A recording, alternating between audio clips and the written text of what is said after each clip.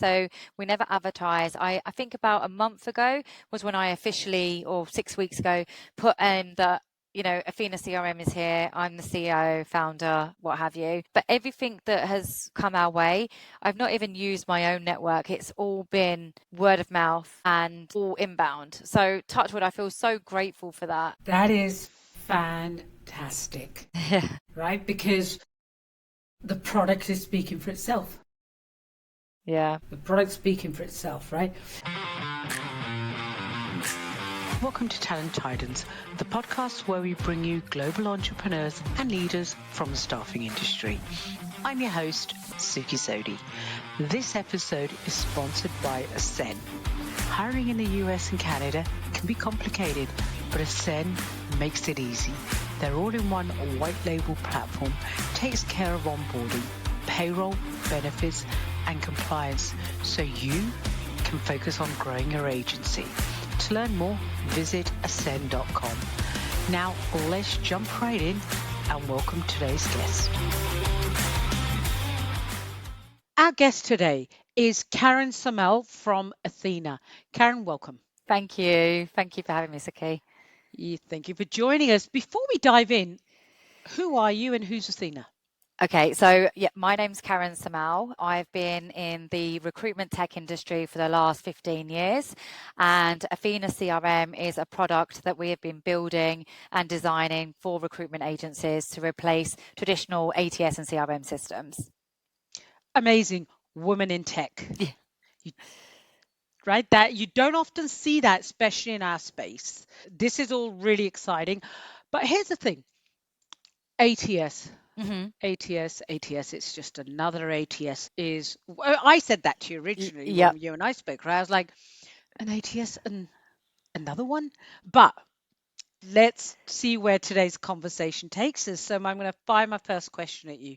Perfect. Legacy ATS frustration is Yep. what I'm going to talk about here. A lot of agency owners feel like your legacy ATS platforms forces them to change their workflow around the software.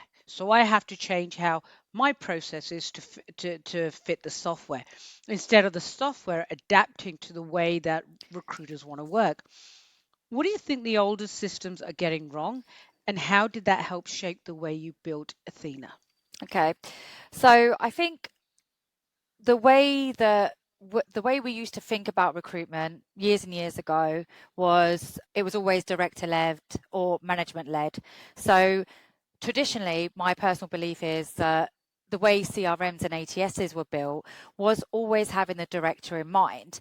So the recruiter is just the data entry clerk, and everything came from what a director needs. So this is how they believe a system should be. This is how they believe their process is. And so I think traditionally we never really used to listen to recruiters or people that are actually using the system. It was always management led. I think over the years things have changed. People are starting to realize that they're churning, they're losing recruiters. There's a lot more, obviously, recruitment agencies where they have opportunities to move to. So I think now, especially with how we've designed Athena, is we thought about why do you have to shoehorn exactly what you said, your business process into a CRM, and then having to then change your business process because that workflow doesn't exist or we don't have that in the system right now. So the way we designed Athena was thinking recruiter, owner, operations, everybody in mind after doing the consultative role, thinking how can we make an adaptable system that is a fit for all? How can we make it so that it actually works for that business? A business comes to us and says, this is our process, this is what we do, these are the industries we work in, this is a system we need, and us being able to then build the system with the architecture that we've built to give to the recruitment agency to then use. Now, I hadn't thought of it the way you just said it. It's designed, quote unquote, for the director, and everybody almost became data entry.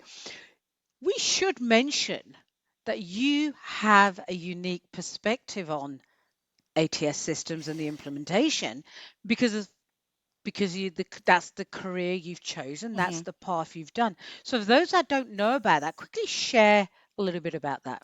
Yep. So I think, like most people, I fell into recruitment. Yep. I don't think no one really chooses recruitment as their path. So I obviously went to university, degree in computer science. As you said, it was very male driven, not many females.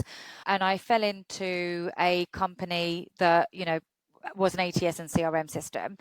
And over the years, like doing implementations, I found a real passion in recruitment, because when I realized that you obviously read clients' databases and you realize how impacting, and I think people forget this, like how impactful a recruiter is.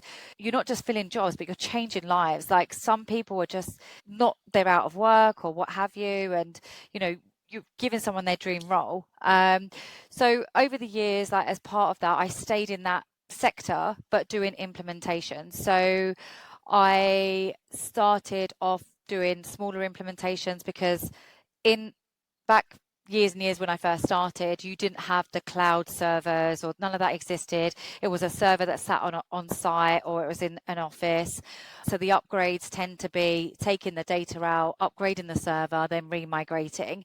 So I started right from the beginning, looking after smaller clients, then leading up to do the implementation of like Robert Waters, Michael Page, Faden, and then moved over to another CRM provider who we did implementations for. So inside and out of big names, Vincherry, Bullhorn, Avionte, one of your favorites, I know.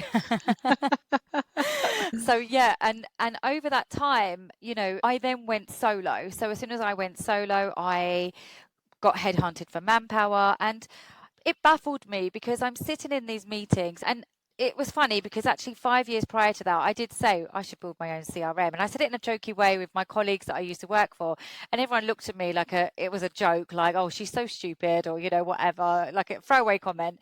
But I thought about it, and I'm thinking there is definitely, yes, there's so many different solutions out there, but there's, after doing all these implementations and how much money people would spend, as a consultant as well, bringing me in, like, can you help? We've acquired two businesses, and the frustrations behind it. I've done so many, I can't even, probably worked over with over 2,000 different types of recruitment agencies. And I can honestly say that I don't know one agency that has worked in the same way, whether they've come off or away from a bigger company as a startup and they've gotten and broke away themselves, they still don't work the way that corporate company works. So I'm like, why, a system should be the same as well. But that's the piece I was saying, right? Forcing you as the agency to go into this rigid Yes. workflow that somebody else thinks I need. Yep. I think it's really also interesting your career, because I can't think of another founder in that ATS space that has literally done 2000 odd implementations. Yeah. So you've seen what's worked, what's not worked, that frustration. So that Mhm. also gives you that unique perspective as you're building out Athena, or as you were designing it for that matter. Yeah, definitely. I actually listened, and it wasn't just with directors or managements. It was being involved in the end user training, listening to the frustrations of the recruiters, going in there after to do the adoption pieces, and making sure that consultants were happy. And it's hearing all of that, not just from one particular CRM and ATS, but a good handful of them, and what people were struggling with, and being able to then think, okay, let's build something that kind of resolves for most of these issues here. So that brings me on to my next question. One of my biggest frustrations and my clients' frustrations is they're stuck in this box, okay, of ATS called X, and they've got, I don't know, 10,000 records in there, 100,000 records in there, and they desperately want to get out, like a bad marriage, right? Desperately want to divorce him, but the cost of divorcing is astronomical, the Yeah. headache, the time. So I am talking about the migration customization costs. Hmm. Um, it is such a painful experience. So how have you, as building out Athena, as building out your vision, how did you take that objection into account and design your system differently? So by being on the other end and doing the consultancy thing as well, so working for SI partners as well as the actual ATS and CRM systems, every time a client would say, I need a field updating or a permission change, it's a ticket, it's a consultant, it's an SOW, and then it's billable days. And because the old models turned into a professional services revenue line. And that's how I saw it. They forgot about, we're a SaaS supplier, and then it became, oh, this is another revenue stream. Let's make money off this. So what we've done is we have given the full customizability and flexibility to the recruitment agency themselves. So any changes, or say, for example, I had it today with somebody, they called me today and said, we've run out of custom fields. What can we do? We've now got to take our data and build a custom object and then migrate that data over there, but it's not going to work with this integration or that integration no more because that can't read these custom tabs. We give full control. There's no limitations. It is the whole infrastructure, and the customizability is in the hands of that business that comes on board. At the beginning, we go through a massive our implementations are very, very consultative. So we sit with the teams that we need to. We call them subject matter experts. So that could be some of the recruiters, some of the managers, the operations people, or we split it down. We understand what they're looking for and what they need. We then build the system for them, hand it over, and we then give them the full customizability access as well. So whether that's automations, whether that's how they configure their dashboards, whether that's how they add a field, whether they add a new tab, we give that full control. Even workflows. Again, it really baffles me that no one ever thought of, a recruitment agency may not always necessarily just do perm. They may then go into retainers, or decide that they want to try the contracts market, or also have a temp division. So it baffles me that when I go into a CRM and ATS, there's just one workflow and it's rigid. You're stuck with that workflow. So you've got these consultants that, you've got two business models or two business arms. One is the temp business that are having to bypass all these first, second, third, fourth, fifth, sixth, seven, 8 stage interviews in the system, and then they're getting in trouble for not logging stuff, and it's because it's clunky and they're trying to just do things as quick as possible. So that's another thing that we obviously took into account, and made customizable workflows as well that the end users can actually control and build out themselves. Does anybody else do that? Any of your competitors do that off the top of your head? No. So we did a lot of competitor analysis around it. The only thing that kind of did come close was Salesforce to what we've built in terms of flexibility. And originally I did think, should we build this on top of Salesforce? But it comes with a very heavy price tag. I think the license fees are very, very high. And then it's also, you're kind of stuck in the Salesforce ecosystem. So I thought, okay, let's just build this traditionally. So it did take a few years, quite a few years, but got there in the end. But you're not reliant on someone else's ecosystem. No, correct. Right. Yeah. So you're not reliant on that. You said earlier on about, when I was talking about cost of customization and what have you, that a lot of companies like looking at it as a revenue stream. Yeah. Makes sense. I can see that. Right. Oh, you want this thing done, is going to take me 5 minutes, but you've got to pay minimum of 4 hours type of thing. And a lot of these, they tend to lock people into these long-term contracts. And they look at it and they say, and I'm just making this up, okay, move over to us, minimum 5-year commit. We will reduce the data migration costs by 50% or whatever, but you're locked in for 5 years. Yeah. How do you make sure in your world people don't feel that it's like a gun to their head, right? That's the truth of the matter. It's okay. So I have to pay you and stay with you for 5 years to take my data from here to here. Now I am oversimplifying it. I get it. Yeah. Right. But you do monthly contracts as well. Yes. So I guess make that make sense then. Okay. So for me personally, like, I've been in a situation where I had a phone contract and I'd taken out this contract because I got a better rate for 2 years. And then I decided I wanted to move and I was stuck. And it really, really frustrated me that I couldn't move. My phone doesn't work. I've got no network. Why am I stuck in this product? And again, when I speak to recruiters, they always come to me and say, Well, we're tied in for a 2-year contract. For me, I feel like the annual plus contracts, like the lock-ins, is a confession. So I feel like if you need a 24-month contract to keep someone, you're admitting that the product can't retain them on merit. That's Wow. my personal view. Oh, wow. Didn't see that one coming. I love it. I think the Right. contract does the work, the software should, basically. So, yeah. Wow. Without sounding arrogant, I honestly, month to month for us was deliberate. It puts the pressure on us. We have to earn the renewal every month. So if recruiters stop opening it, the agency walks. So, and that's massive for us to make sure, that we get it right. I love that. Yeah. I love that. And it was thanks to whichever phone company you were with at the Not time, going to right? mention their name. We could. We better not, though. Don't want to get sued, right? Okay, so I want to go back to migration. Okay. Like, let's be honest. It is running a staffing agency or any business for that matter is stressful, period. Yeah. Okay. Now I remember when we done our migration is about 2 or 3 Christmases ago, something Oh, like wow. that. And I intentionally done it. I got the company to do it over Christmas because my guys are off for 2 weeks and all of that stuff. Really thought I thought it through well. And then we even had problems when we went live come January.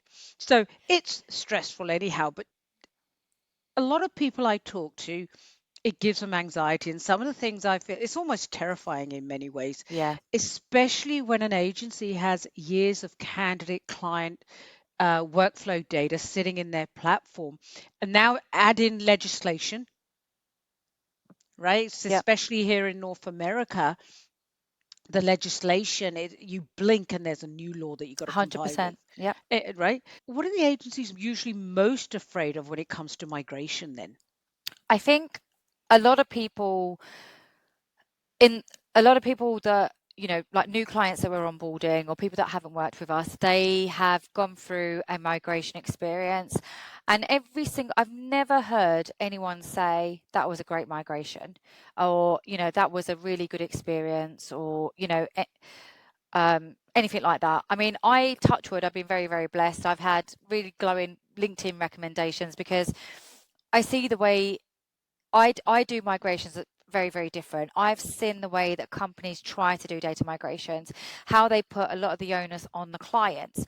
Go and fill out this data map, go and fill out that. And there's a massive fear of losing data because if you don't add that, that line of date of birth field, then it's not going to get migrated. And then what happens when you go live? You contact the supplier and they say that's a change request. If you want that migrated, it's going to cost you £1,000. So I think it's the way in which people do the migration process. It's always, oh, it's going to take a week off. We're going to have to spend a week without our consultants using the system. That's a week's loss of data. Then they're going to have to do it manually. So the way we try to do migrations is we put the onus on us. We go through the data map, we analyze the data that they have. Then we do the actual physical migrations over the weekend. So there isn't no downtime. The consultants don't have to worry about that. We're not rigid in the sense of, oh, you didn't provide our data at 5 o'clock on Friday, we're not doing this no more. No, we'll ensure that it is done. And again, on the data migration piece is because I've done it, so many times. People do they just hate it. They're like, it's a disaster. It takes so long. Then there's stuff missing. It doesn't work. So we'll always ensure that we try and take the heavy load off as much as possible. We even do things like data analysis. So for a lot of our clients, we want to make sure that they get the best out of the system. I remember a lot of the times in my consultancy days before I actually officially announced Athena, I'd always get a call from somebody and it was always, Karen, what's the best CRM and ATS at the moment? What's the best CRM? And I hate that question because I don't think there is a best. It's what do you do as a business? What are your needs? What are your requirements? And then having a CRM and ATS that actually covers and does what they actually need. So that's my belief on that. So Oh, yeah.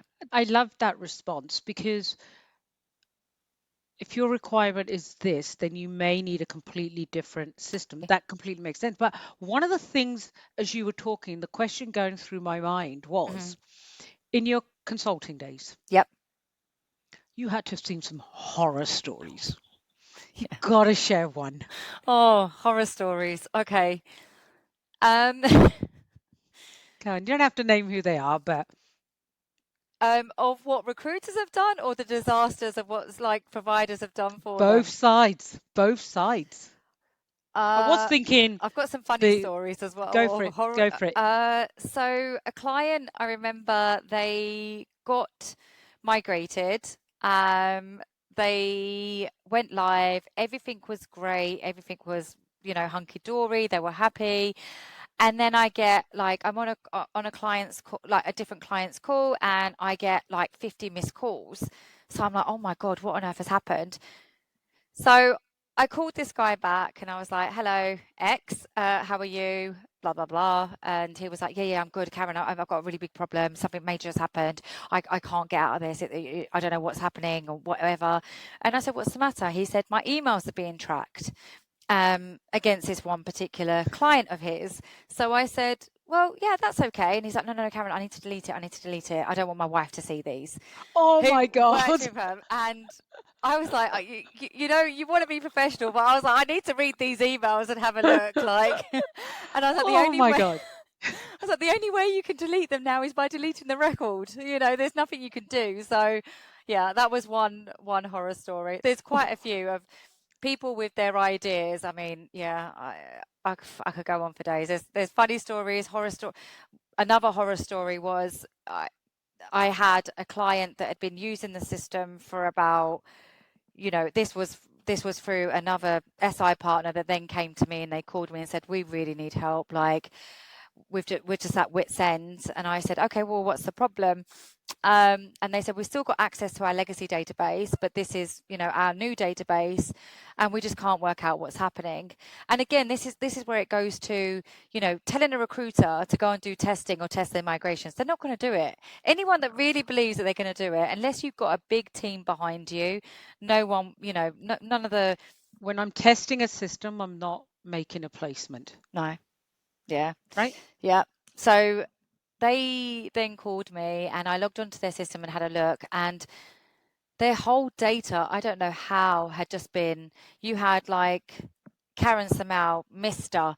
Date of birth was wrong, phone numbers were wrong. So they call in all of their candidates and their clients, and it's the wrong person. They had the wrong email addresses against them. And it was just, the data was just, I honestly cannot understand how someone had done a data migration of that level. It was just, it was really bad. So yeah, they were very, very frantic. And then what we ended up doing is we had to extract all the data and work out what was going on, redo all the scripts and re-migrate them. So Who had to pay for all that? the client paid for it. Yeah. Well, it Yeah. was the client's fault by this. Well, But I don't know. I think that there should have been some due diligence there, right? fair So, enough. you Fair enough. know, So that brings me on to my question, recruiters, and you could have the best system in the world, yep, okay? But it's the adoption. yep. It's the ease. It doesn't matter how great it is if a recruiter refuses to use it. So, how do you build an ATS that a busy recruiter actually wants to use Monday morning? Okay. So for me personally, I sat with recruiters and I'm like, how do we make this so it helps them? What do recruiters hate doing? Admin. So if a recruiter opens it Monday, it's because it tells them where the money is, right? Yep. Not because the compliance team told them to do it. Adoption, I feel, is never about the features. It's one question. Did it get me to get my next placement faster, or is Yep. it just admin? So for us, we really thought about how can we help and guide the recruiters through their day job. It's like with all of us, you have a phone and you have an app, and it's like if it's clunky, it's hard, you're going to be like, I'm not using this, forget it, I'll move on to the next system, or I'll try a different app or a game. same with recruiters. If it's going to make their jobs harder, then, if it's helping them, they're going to use it. It's like mobile phones. If a mobile phone or a telephone number wasn't useful to a recruiter, they would never pick up the phone. But they do, because they know it's going to help them make that money, make that placement. So why do you think, based on that, so many companies just go ahead, change their ATS without having recruiter input? Um, Yeah, sometimes I do. I mean, I always speak to people when they're going through that sales process to say, like, have your recruiter's input as well. And to be fair, of like the demos and the clients that I'm meeting, I've seen that change dramatically, like dramatically. Okay. It is changing. It's not just decision makers or board led. However, actually, I spoke to Tesco's because they have like an ATS platform, and they just implemented it, and some of the recruiters had seen Athena and heard about it, and they spoke to me, and they were just like, oh, we've got this system in place at the moment. We spent millions on implementing it. I wish we could move, but we're kind of tied in now. Again, the same situation with what you were saying about lengthy contracts. And I said to them, did they not ask any of you talent acquisition people to get involved to see how you needed it to work or how to use it and what to do? And they were like, no. Wow. Yeah, it baffles me because I don't know why. And I think because I think clients get worried about, if a recruiter's involved, they're going to want to have all the bells and whistles, and it's going to cost them more money, and then they're going to want to have Ah, this and that. I don't actually know what it is, but yeah. do you know what? That makes so much sense, because as you were talking, and I'm thinking, I'm like, yeah, what if somebody said to me, here you go, we're going to create a brand new ATS. Yep. What should we put in there? Yep. I could probably find 10, 15 things that would make my life so much easier, Yeah. right? But it's going to cost money. Yeah. Yeah. And people don't, goes back to what we were saying earlier around my customization and cost question. Yeah. Yep. But I find it strange. Tesco's, for those that don't know, Tesco's is one of the largest grocery chains in the UK. For them to spend that much and not even think to put their TA or some members of their TA team into the initial design discovery, that's kind of shocking. Yeah, I was a bit surprised as well. But yeah, I mean, recruiters are changing in a way. I think they are starting to, think, because at the end of the day, they're the end users of it, the recruiters, and if they're not going to use it and there's no buy-in, there's no point. Actually, I was just another thought that came to my mind as you were talking about recruiters using it. In the UK, it's more so 360 model. Hmm. Here, it's not. It's Yep. split desk model, right? You could have pure BD, pure delivery, account management, blend of both, sourcing, like the list goes on. Yep.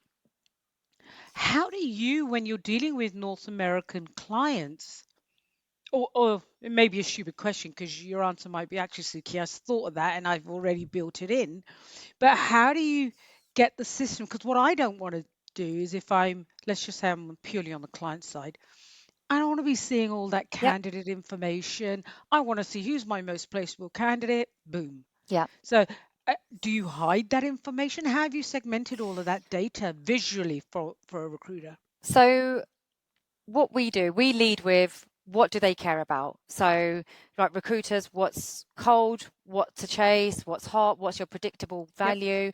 And again, if it's not within the candidate, so if you had someone that's just doing sourcing, we actually allow you, and we set it up for you as well, to create those roles, to create those permissionings that says, right, this person is doing resourcing only. They need to be able to only view and add and edit candidate records. They don't need to see nothing else in the system because it's irrelevant. They don't want to see that. Yeah.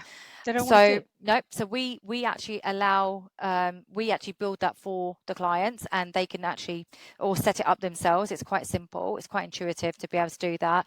And then the other thing as well is dashboards. You have a business that has this idea of what's important to them, but that may not necessarily be important to me. I can go into Athena and set my dashboards as to how I want to see it. So each consultant has their own views. They can go into each of their sections and basically build out what is important. As a recruiter, I just want to say, what's my predictive fee this week? What do I have to close? Which starters are like starting this week? Who do I need to make sure that is actually going to turn up on Monday?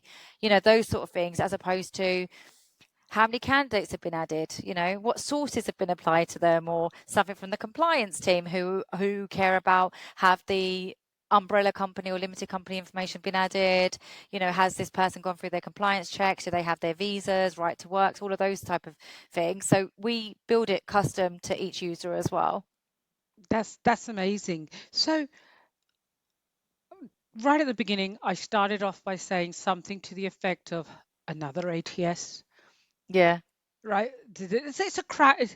You could argue, you could say the same about recruitment agencies. Let's be honest here, but crowded space, right? Yeah. So it's dominated by major players, right? Your Bullhorns, your Aviantes of this world, your Yeah. Bonds of this world.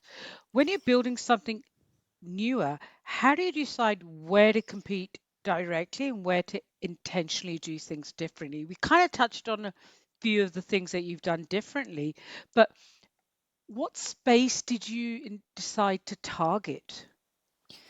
So Um, when I originally set this up, I think I didn't actually think about how big it could actually turn into. So Yep. it was me. I think we had this discussion once as well. I was sitting there having a cup of tea of a night time, and I had this idea and I was saying it out loud. And then I said to my husband, I want to build this. And he's like, just do it.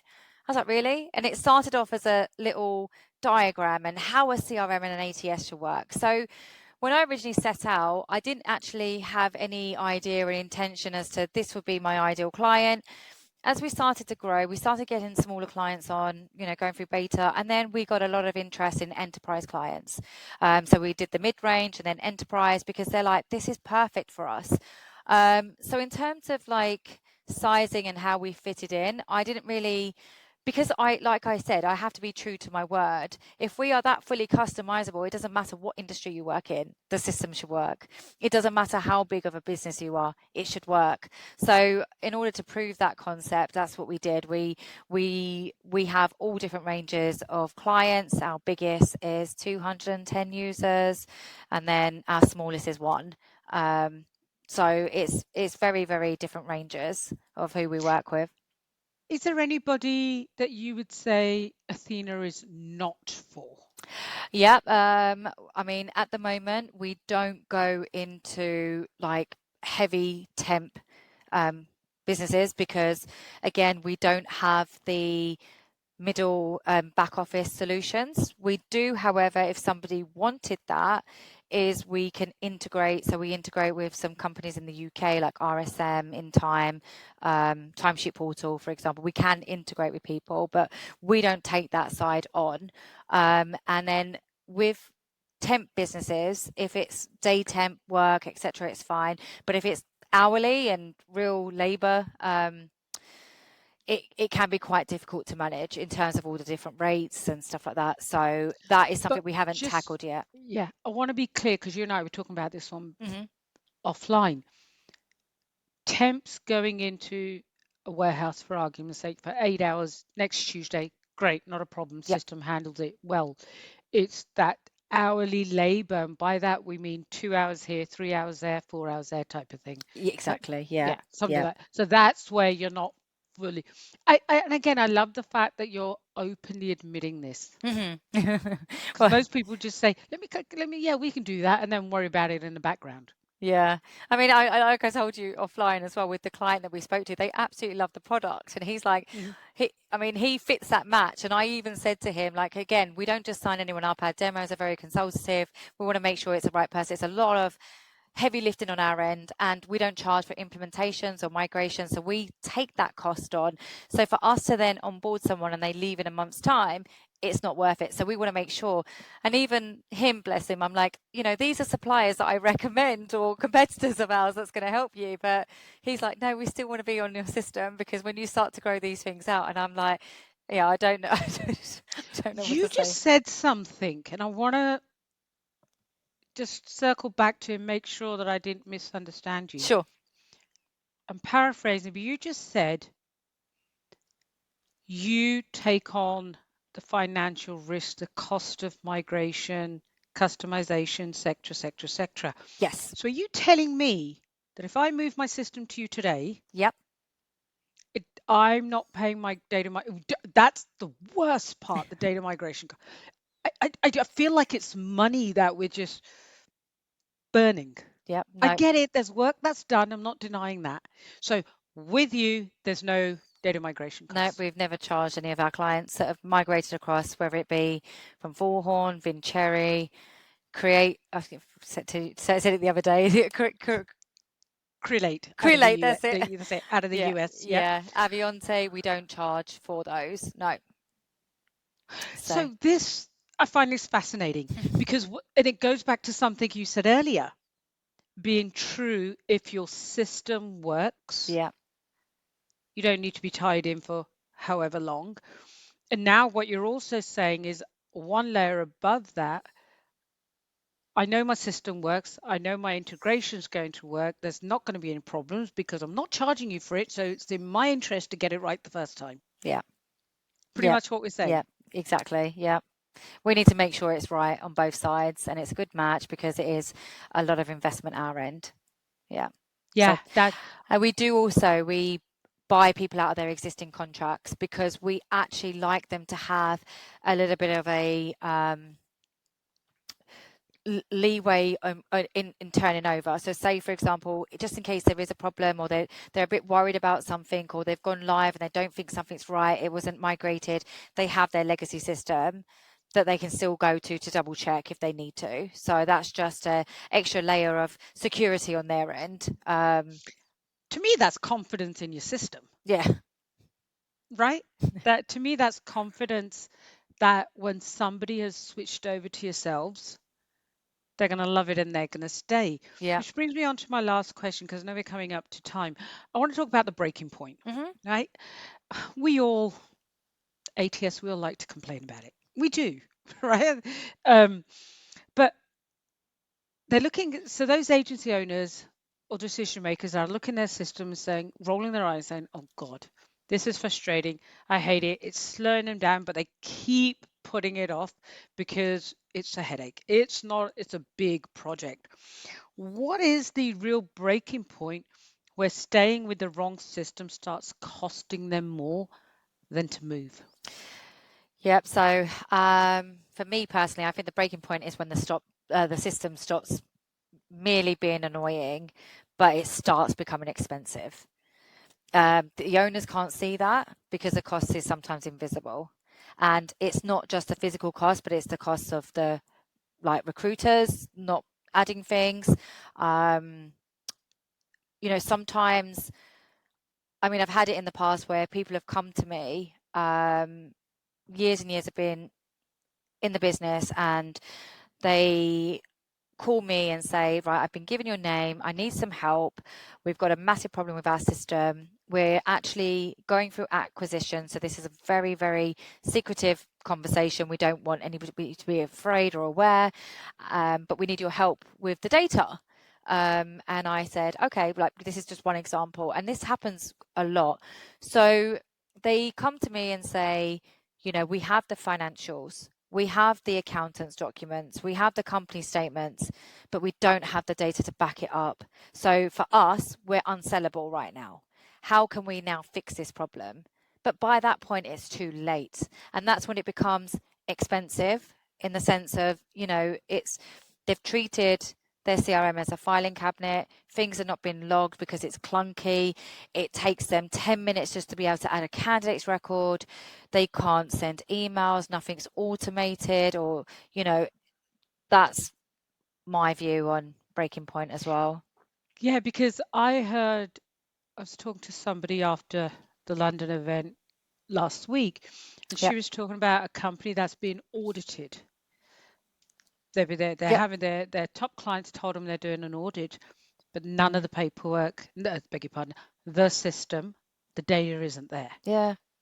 The data isn't there. Yeah.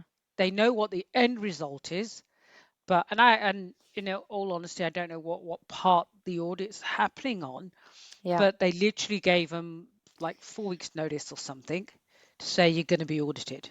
Oh, wow. And you're right, if you go into that system and you can't find record XYZ Yeah. or why somebody done what they done, that's going to cost you a heck of a lot more than just Massively.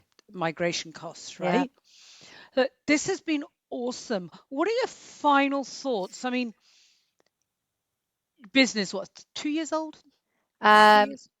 20, well, we started in 23, 24, we actually registered as a company because I had to register at that point for, yeah, so about 2 years.